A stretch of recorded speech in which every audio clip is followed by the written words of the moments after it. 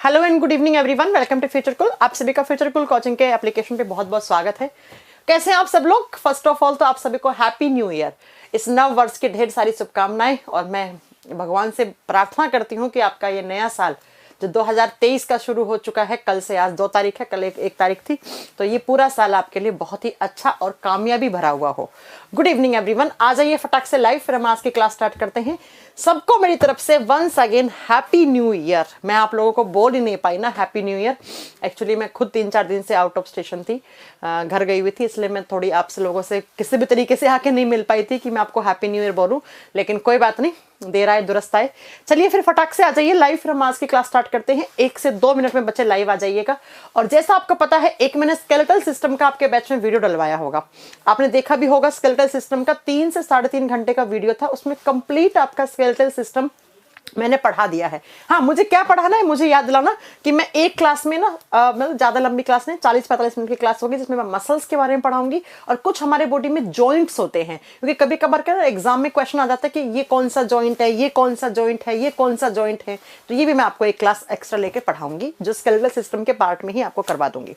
चलो फिर स्टार्ट करें आज की क्लास। आज हमें नया चैप्टर स्टार्ट करना है। और आज नया चैप्टर कौन सा स्टार्ट करना है? तो नया चैप्टर हम अगला पढ़ने वाले हैं एक्सक्रीटरी सिस्टम।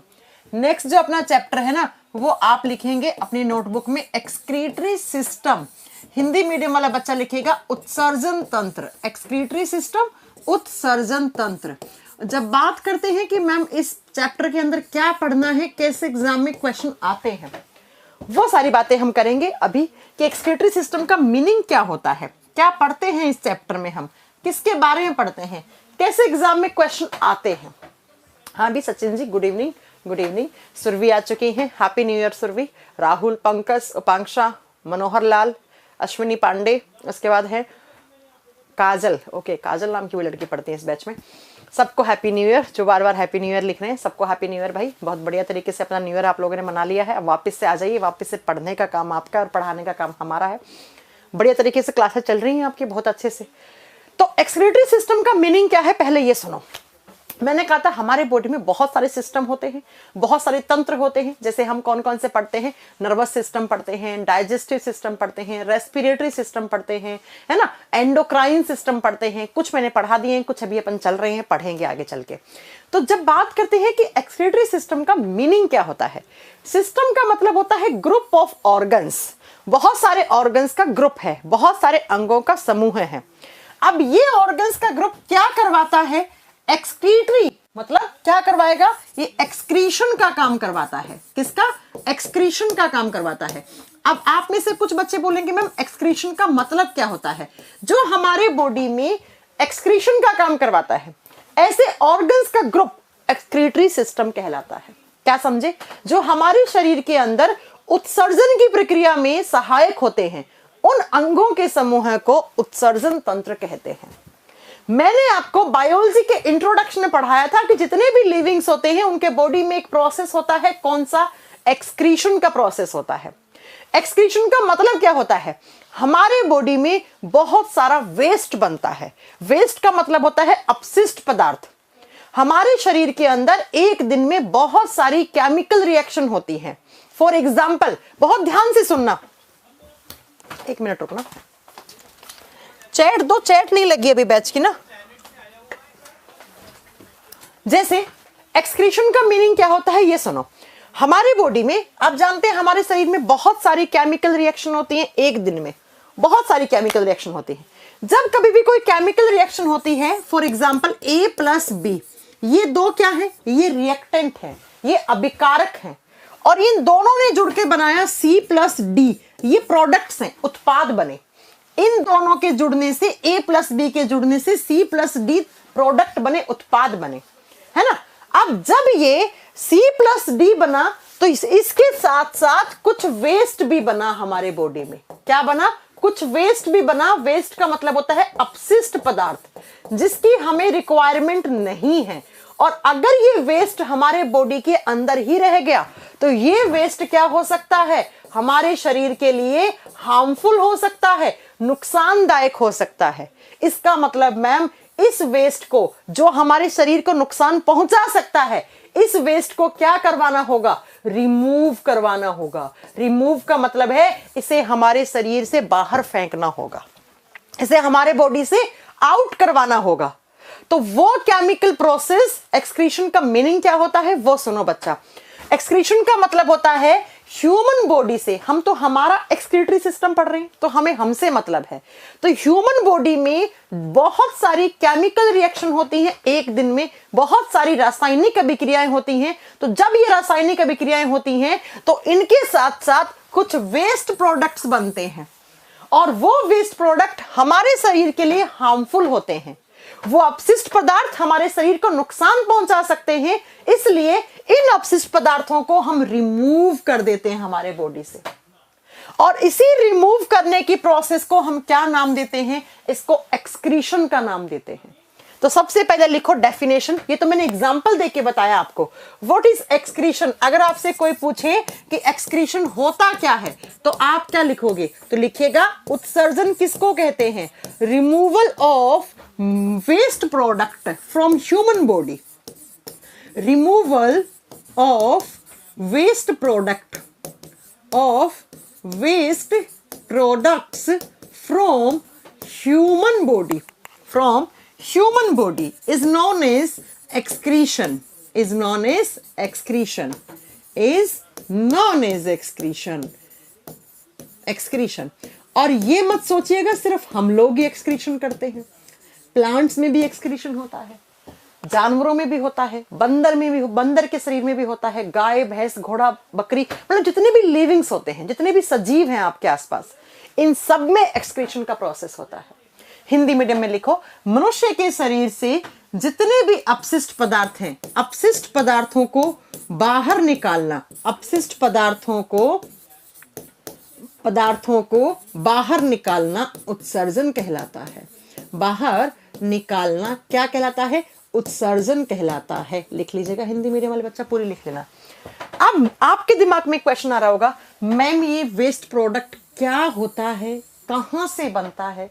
मेरे दिमाग में भी आता है ये क्वेश्चन, मेरे दिमाग में भी आता, आपके दिमाग में भी आ रहा है ऐसा। हमने सिर्फ ये पढ़ा कि एक्सक्रीशन क्या होता है। एक्सक्रीशन का मीनिंग तो ये हो गया कि जो भी हमारे बॉडी में वेस्ट प्रोडक्ट्स बनते हैं उनको हम हमारी बॉडी से रिमूव कर देते हैं। अब इस रिमूव करने की प्रोसेस को एक्सक्रीशन कहते हैं हम, और ये सारे के सारे लिविंग्स में होती है।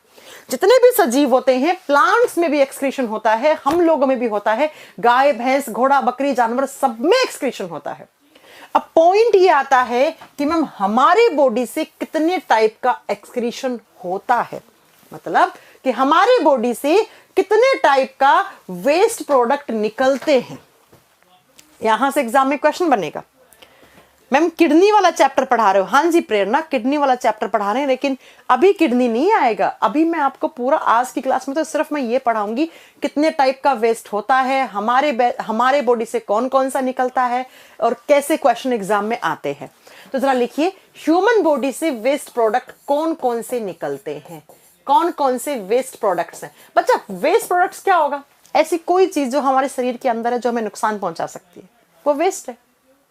भाई हमारी रसोई से हम वेस्ट कचरे के डिब्बे में क्या डालते हैं? कचरा डालते हैं, है ना।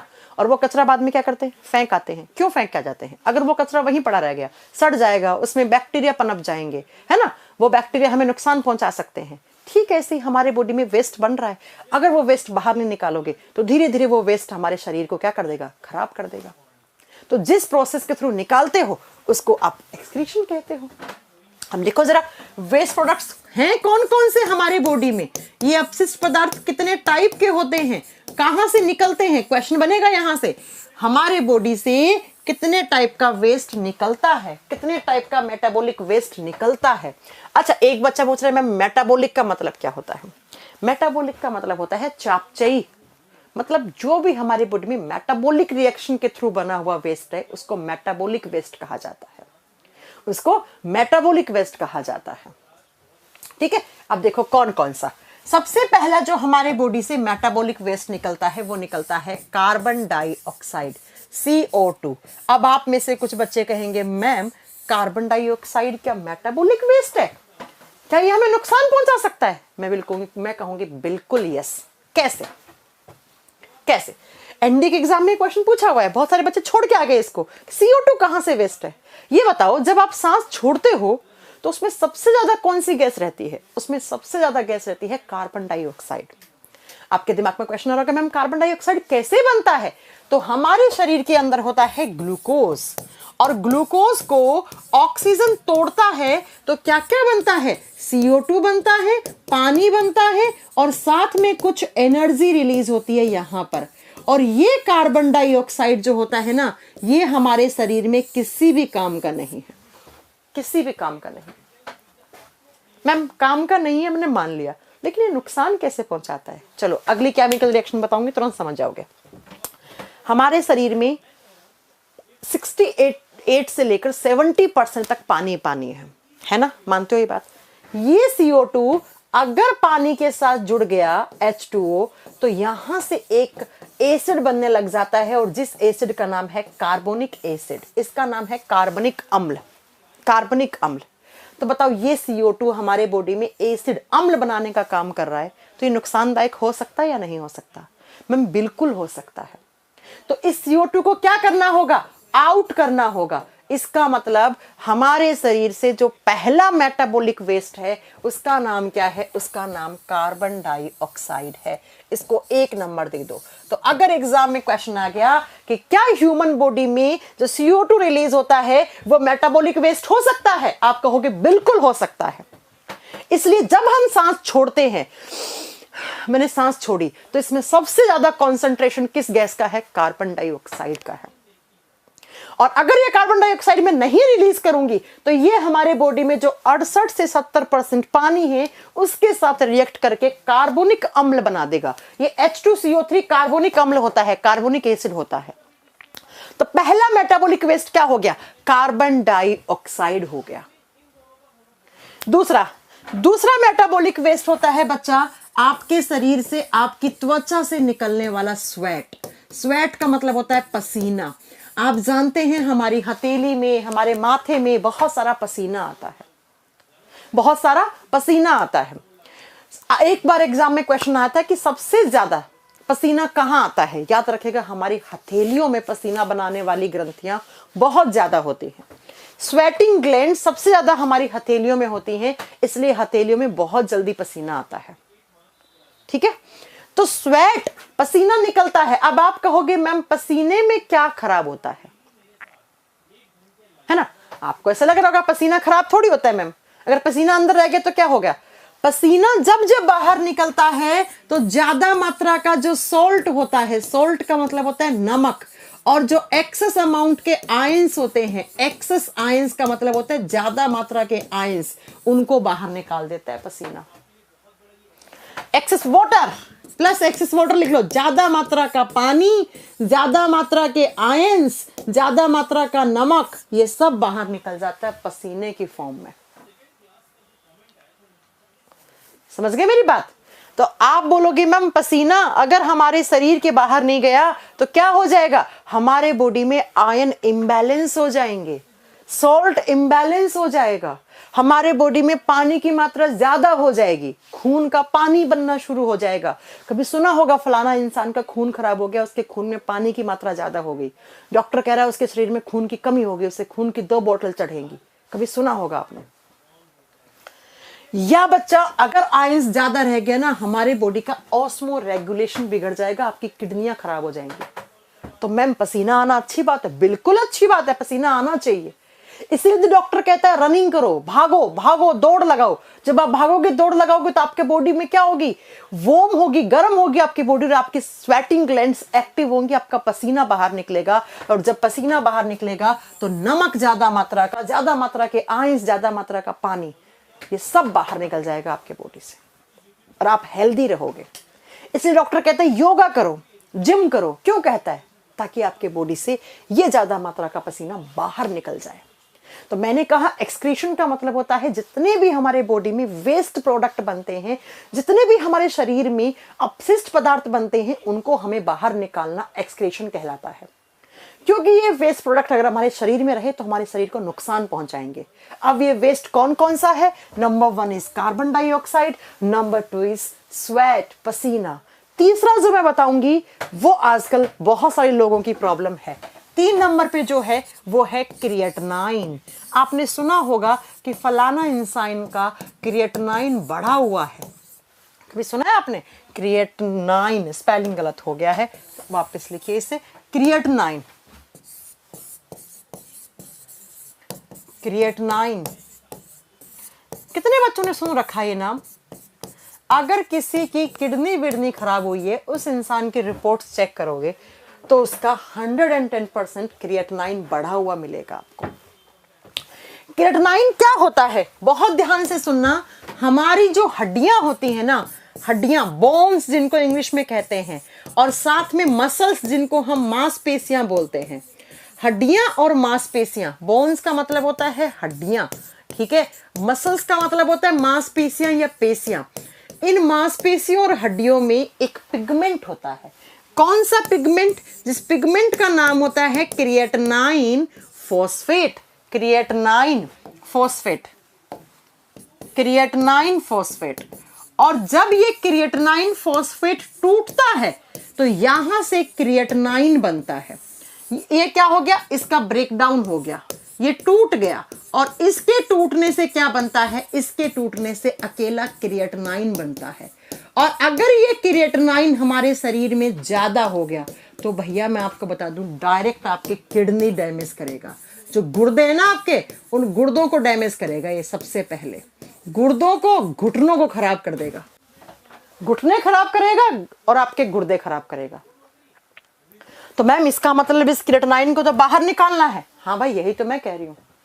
It is also a metabolic waste, ये भी एक मेटाबॉलिक वेस्ट है।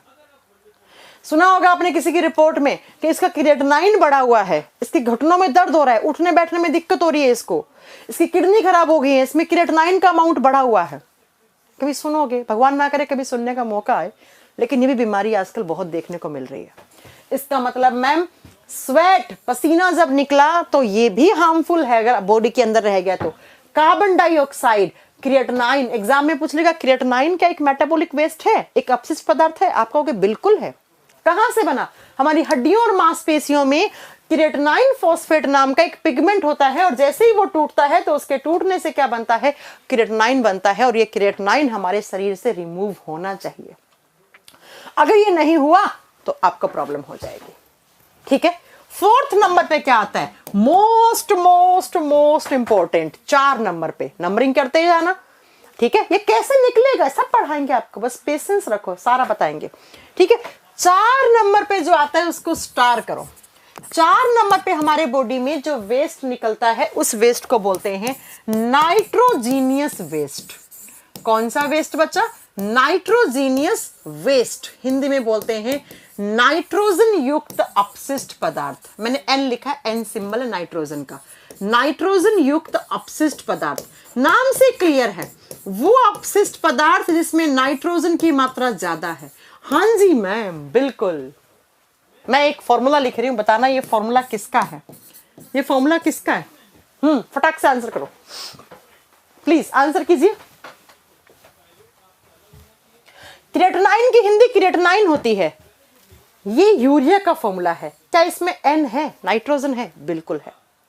मैं एक और फॉर्मूला लिख रही हूं, NH2CONH2, ये होता है यूरिया का फॉर्मूला, इसमें भी नाइट्रोजन है।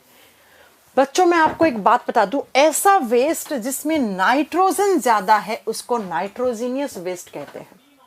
और हमारे शरीर के अंदर भी नाइट्रोजीनियस वेस्ट भर भर के पड़ा है। फॉर एग्जाम्पल लिखिए, हमारे शरीर के अंदर क्या क्या होता है? हमारे शरीर के अंदर यूरिया होता है, बिल्कुल होता है। कैसे बनता है बताएंगे आगे। यूरिया, यूरिया में नाइट्रोजन आ रहा है, बिल्कुल आ रहा है। ओ सॉरी, ये रहा, आ रहा है, आ रहा है। Next ammonia, ammonia, yes ammonia, ammonia में आ रहा है, ये रहा। अगला बहुत ही कॉमन, आपने कभी सुना हो तो यूरिक एसिड। यूरिक एसिड, फलाना इंसान का यूरिक एसिड बढ़ गया यार, उसके घुटनों में जम गया और घुटनों का ऑपरेशन करवाना पड़ गया, यूरिक अम्ल।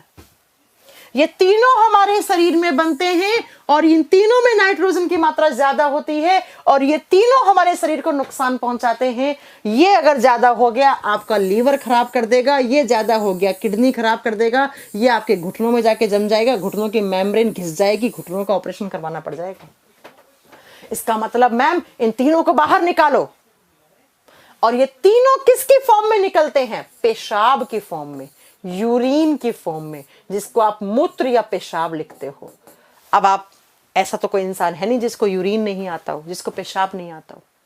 जैसे ही आपने पेशाब किया तो उसमें क्या चला गया बाहर? यूरिया चला गया, अमोनिया चला गया, यूरिक एसिड चला गया। समझ रहे हो मेरी बात? तो ये नाइट्रोजीनियस वेस्ट है।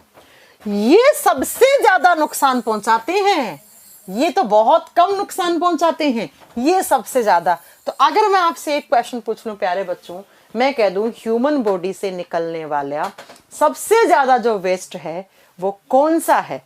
एग्जाम में आपका, हम मैं सब बताऊंगी डायबिटीज में क्या होता है, डोंट वरी, पेशेंस रखो, सब पढ़ाऊंगी। अब अगर कोई आपसे पूछ ले कि ह्यूमन बॉडी से जो वेस्ट निकलता है वो मेनली वेस्ट कौन सा होता है, आप क्या बताओगे? नाइट्रोजीनियस वेस्ट होता है। सबसे ज्यादा नुकसान कौन पहुंचाता है? आप बताओगे नाइट्रोजीनियस वेस्ट पहुंचाता है। तो एक बार फिर से सुन लो मैं क्या कहना चाह रही हूं। मैंने कहा हमारे बॉडी में एक दिन में बहुत सारी केमिकल रिएक्शन होती हैं, बहुत सारी रासायनिक अभिक्रियाएं होती हैं, और उन केमिकल रिएक्शन के साथ साथ कुछ वेस्ट प्रोडक्ट बनते हैं। उन्हीं वेस्ट प्रोडक्ट को बाहर निकालना एक्सक्रीशन या उत्सर्जन कहलाता है। कितने टाइप का वेस्ट? 4 टाइप का। कौन कौन सा? कार्बन डाइऑक्साइड, पसीना, creatinine and most important is कौन सा?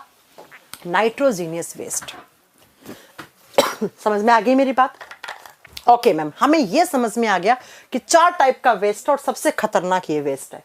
ये सब किसकी फॉर्म में बाहर निकलते हैं? मूत्र, पेशाब, यूरिन की फॉर्म में बाहर निकलते हैं। ठीक है,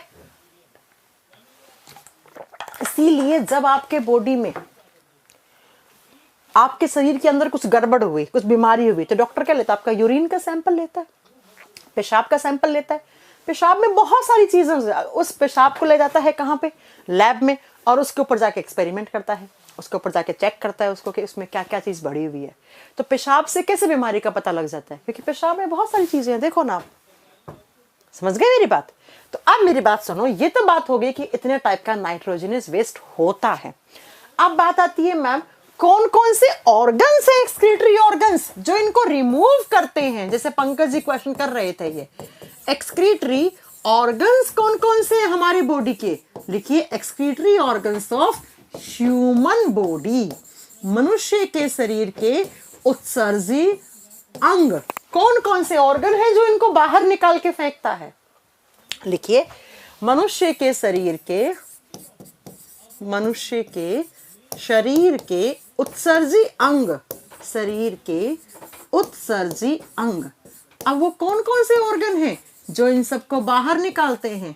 तो उनके बारे में बात कर लेते हैं, थोड़ी उनके बारे में बात कर लेते हैं। चलो एक एक करके सब लिखेंगे। सबसे पहला स्किन, त्वचा। Skin is the largest organ. हमारे शरीर में सबसे बड़ा अंग स्किन होता है। अब स्किन से क्या निकलता है?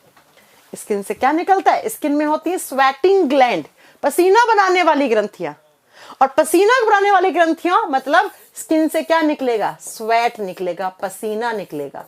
अब बताओ, पसीना वेस्ट है या नहीं? बिल्कुल है मैम, क्योंकि आपने पढ़ाया पसीने में ज्यादा पानी हो जाए, पसीने में ज्यादा आयंस हो जाए, पसीने में ज्यादा क्या हो जाए?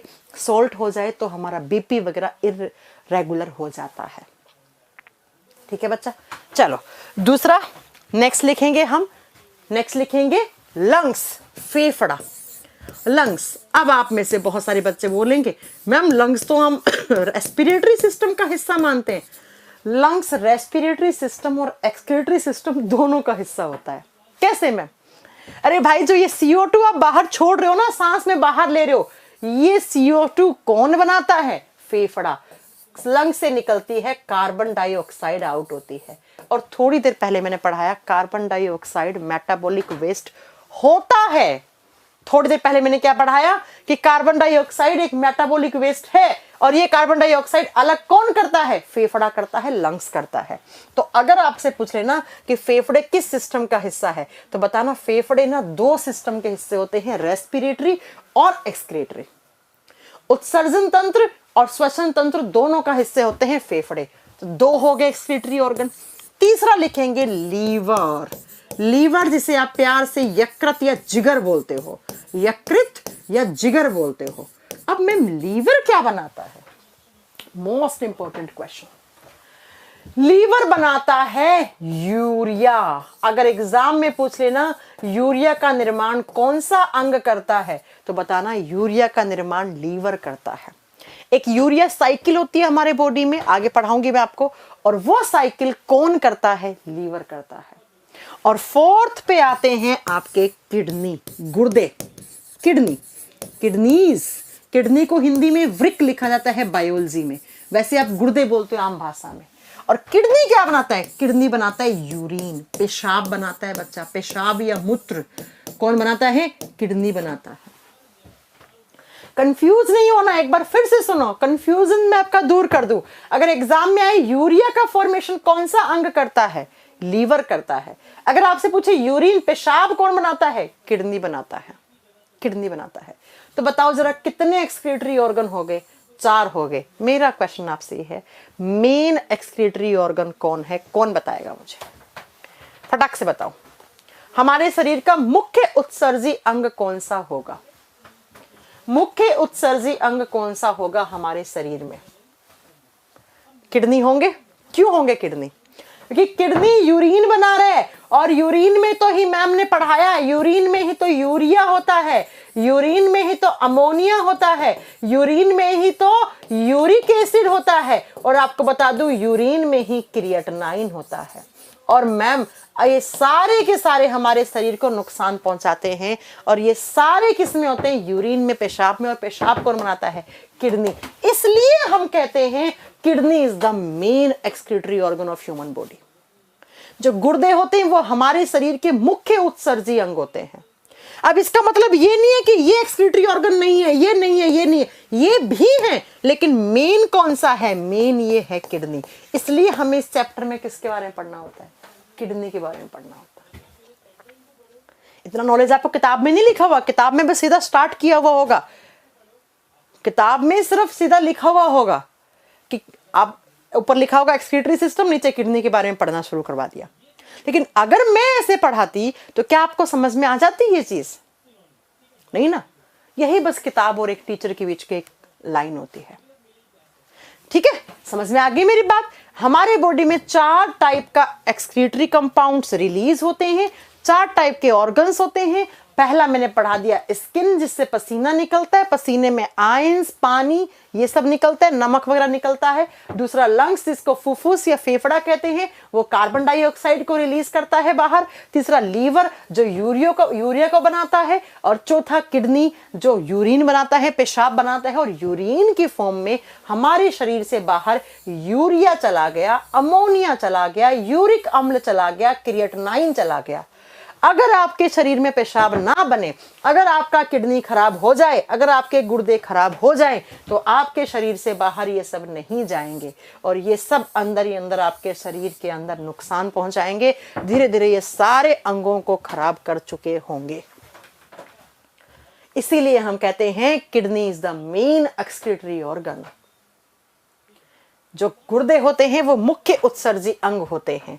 तो यहां तक की क्लास में आपको पता लगा एक्सक्रीशन होता क्या है, एक्सक्रीशन कितने टाइप से होता है हमारे बॉडी से, कौन कौन सा ऑर्गन एक्सक्रीशन में हेल्प करता है।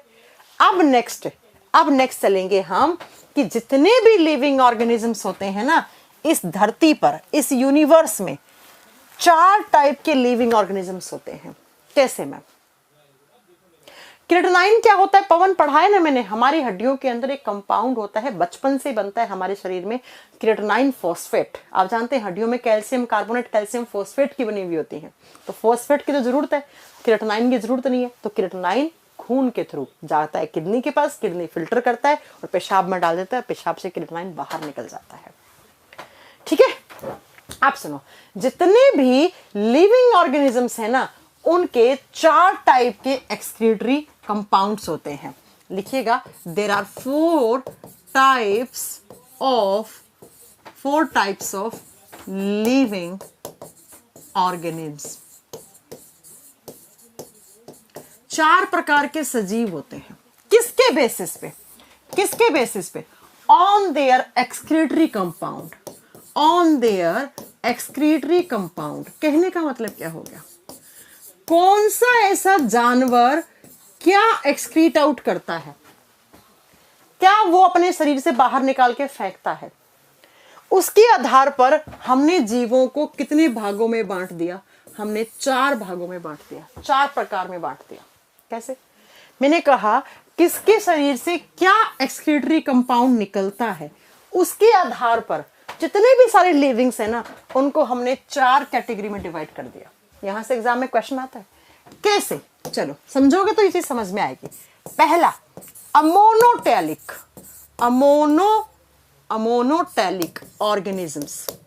इसका मतलब क्या हो गया, अमोनोटैलिक ऑर्गेनिज्म का मतलब हो गया, हिंदी में लिखो सेम, अमोनोटैलिक जीव, हिंदी में हो जाएगा अमोनोटैलिक जीव।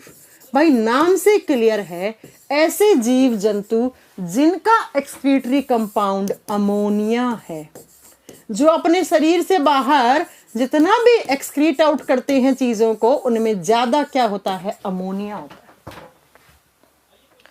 ऐसे ऑर्गेनिज्म जो क्या बाहर निकालते हैं, जो अमोनिया को बाहर निकालते हैं, उनको अमोनोटैलिक कहते हैं। एग्जाम्पल मेन है, एग्जाम में भी एग्जाम्पल आएंगे। एग्जाम्पल, जितने भी पानी में रहने वाले जीव जंतु होते हैं उनको हम क्या कहते हैं, उनको हम कहते हैं एक्वाटिक एनिमल्स। जो पानी में रहते हैं उनको क्या कहते हैं, एक्वाटिक एनिमल्स कहते हैं, जलीय जंतु कहते हैं। तो जो पानी में रहते हैं ना बच्चा, वो अमोनिया रिलीज करते हैं अपने शरीर से बाहर, इसलिए उनको अमोनोटैलिक कह दिया। जैसे फॉर एग्जाम्पल मछलियां, फिशेस, मछलियां लिख लो। अब आपसे पूछ ले मछलियां क्या एक्सक्रीट आउट करती हैं, तो आप क्या लिखोगे, मछलियां एक्सक्रीट आउट करती हैं अमोनिया को, इसलिए वो अमोनोटैलिक है। ठीक है, और मैं बता दूं आपको, अमोनोटैलिक मतलब अमोनिया रिलीज करने के लिए पानी ज्यादा चाहिए होता है। क्या ज्यादा चाहिए होता है, पानी ज्यादा चाहिए होता है, इसलिए पानी में रहने वाले जीव जंतु अमोनिया को एक्सक्रीट आउट करते हैं और उनको हम अमोनोटैलिक ऑर्गेनिज्म कहते हैं। तो बताओ, अगर मैं पूछ लूं आपसे कि मछलियों को एक्सक्रीशन प्रोडक्ट के आधार पर हम कहां रखते हैं, तो आप क्या बताओगे, आप बताओगे बच्चा अमोनोटैलिक में रखते हैं। इसके साथ लिखो एम्फीबियंस। एम्फीबियंस का मतलब होता है जो पानी और धरती दोनों पे रहें, हिंदी में बोलते हैं उभयचरी। तो जब ये एम्फीबियंस पानी में रहते हैं, जब मेंढक पानी में रहता है तो वो अमोनिया रिलीज करता है, इसलिए मेंढक भी अमोनोटैलिक है।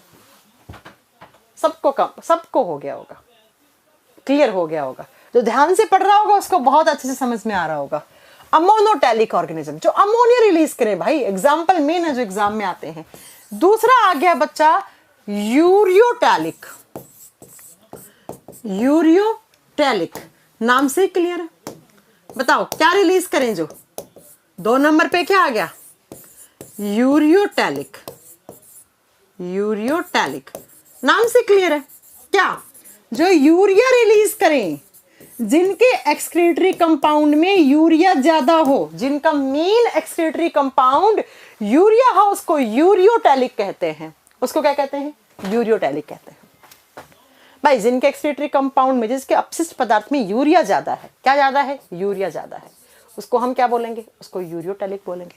इसका एग्जाम्पल, जितने भी आपके चारों तरफ मैमल्स हैं वो सारे यहीं आते हैं। मैमल्स का मतलब होता है स्तनधारी, जो अपने बच्चों को दूध पिलाएं, ठीक है। और इसी में कौन आते हैं, इसी में ह्यूमन बींग्स आते हैं।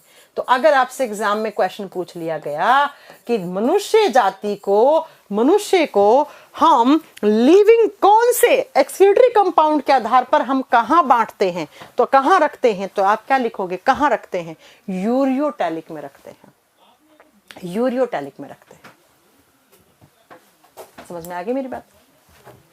तीसरा, 3 नंबर पे लिखिएगा, 3 नंबर पे आता है यूरिकोटैलिक। 1 नंबर पे अमोनोटैलिक, 2 नंबर पे यूरियोटैलिक, 3 नंबर पे लिखो यूरिकोटैलिक।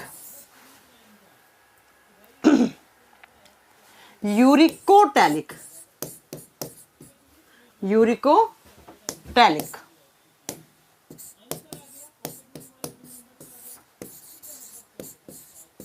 यूरिकोटैलिक क्या समझ में आया, जिनका एक्सक्रीटरी कंपाउंड यूरिक एसिड है।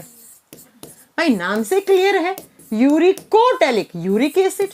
जिनके उत्सर्जी पदार्थ में यूरिक अम्ल ज्यादा है, यूरिक एसिड ज्यादा है, वो यूरिकोटैलिक हो गए। हाँ बच्चा, आपको भी नव वर्ष की हार्दिक शुभकामनाएं Rajesh ji, happy new year. मैं पहले ही बोल चुकी हूँ, जो यूरिक एसिड ज्यादा रिलीज करें वो यूरिकोटैलिक है, जो यूरिया ज्यादा रिलीज करें वो यूरियोटैलिक है, जो अमोनिया ज्यादा रिलीज करे वो अमोनोटैलिक है। एग्जाम्पल लिख लो यूरिकोटैलिक के, एग्जाम्पल लिखो रेप्टाइल्स, जितने भी रेंग कर चलने वाले जीव होते हैं, जैसे सांप हो गया, कुछ छिपकलियां आती हैं यहाँ पर, ठीक है, जिनको हिंदी में सरीसृप कहते हैं। और जितने भी बर्ड्स होते हैं, पक्षी होते हैं, जितने भी बर्ड्स होते हैं, पक्षी होते हैं, जैसे चिड़िया, कबूतर, मोर, है ना, इन सब का एक्सक्रीटरी कंपाउंड क्या है? Uric acid. कबूतर की बीट जो होती है ना, बीट में यूरिक एसिड ज्यादा होता है, ठीक है बच्चा। हमारा जो एक्सक्रीटरी कंपाउंड होता है उसमें यूरिया ज्यादा होता है। मछलियां जो एक्सक्रीट आउट करती हैं उसमें अमोनिया ज्यादा होता है।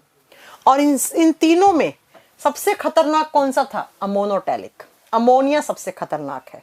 हो गया। 4 नंबर पे आता है बच्चा, 3 यहां लिख लें, चौथा वहां लिख लें क्या? चलो यहां लिखते हैं 4th नंबर। 4th नंबर पे आता है गुआनोटैलिक। 4th नंबर पे आता है गुआनोटैलिक। अब गुआनोटैलिक का मतलब क्या होता है? ये थोड़ा सा नया लग रहा होगा।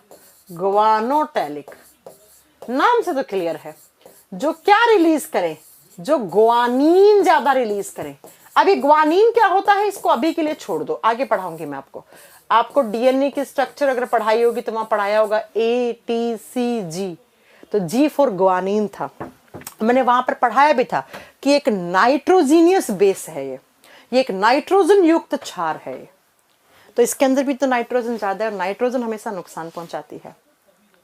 तो ऐसे ऑर्गेनिज्म, ऐसे जीव जंतु जो गुआनीन ज्यादा रिलीज करें अपने एक्सक्रीटरी कंपाउंड में, उनको गुआनोटैलिक कहते हैं।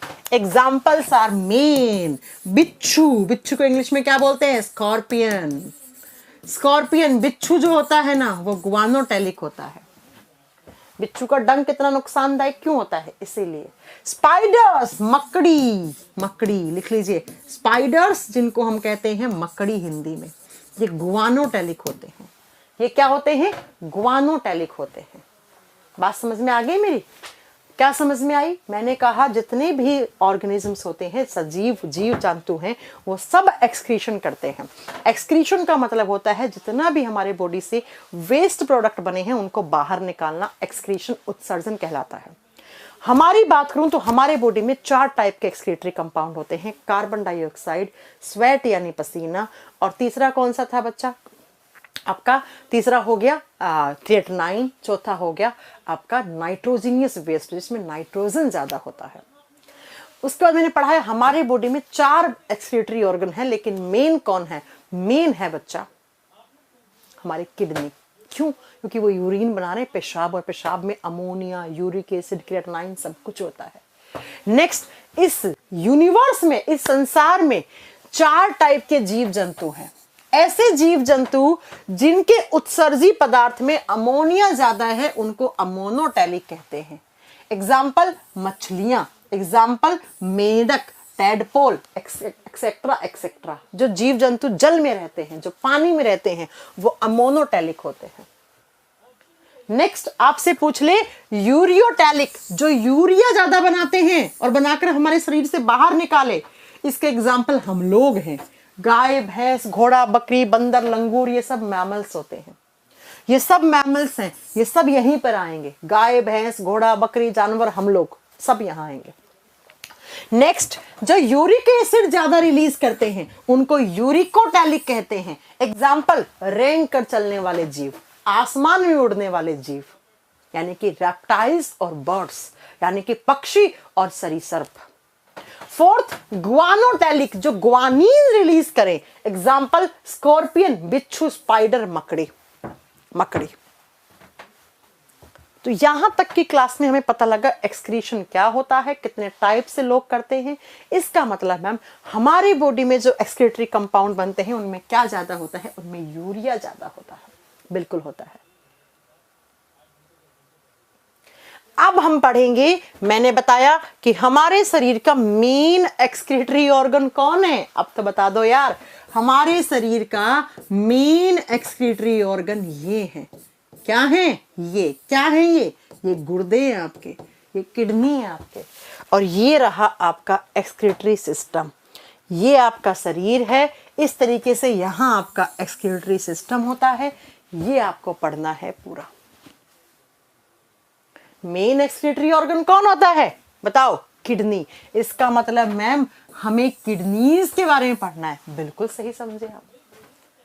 क्या होते हैं किडनी, कहाँ होते हैं, किस तरीके से किडनी पेशाब बनाता है, कैसे किडनी ब्लड को फिल्टर करता है, ये सब कुछ आपको पढ़ना है। लेकिन ये स्टार्ट करेंगे हम कल की क्लास में। ये स्टार्ट करेंगे हम कल की क्लास में। कल हम किडनी स्टार्ट करेंगे और किडनी से जो क्वेश्चन आते हैं वो फिक्स हैं। जितने मैं बताऊंगी ना सिर्फ उतने क्वेश्चन पढ़ने, उसके ना कम ना उसके ज्यादा, कुछ नहीं पढ़ना। ये 2-4 चैप्टर ऐसे हैं जिनकी मुझे बहुत अच्छे से पता है एग्जामिनर कैसे क्वेश्चन पूछता है। जितना मैंने पढ़ा दिया उससे एक्स्ट्रा एक लाइन नहीं पढ़नी यार आपको। फिक्स है क्वेश्चन। ये चैप्टर हो गया, रेस्पिरेटरी सिस्टम हो गया, इनसे फिक्स क्वेश्चन है, अलग नहीं बनते। ठीक है, तो कल हम किडनी स्टार्ट करेंगे। 3 क्लास में चैप्टर खत्म हो गए। 3, आज 1 होगी, 3 क्लास और लगेंगे। कल 2 हो सकता है, 2 में भी हो जाए, लेकिन हो सकता है 3 में लग जाए। ठीक है, हाँ भाई, सबको हैप्पी न्यू ईयर। सबको once again happy new year. आपके लिए 2023 बहुत ही कामयाबी भरा हुआ साल हो, मेरी भगवान से यही प्रार्थना है। Okay, bye bye, take care, good night.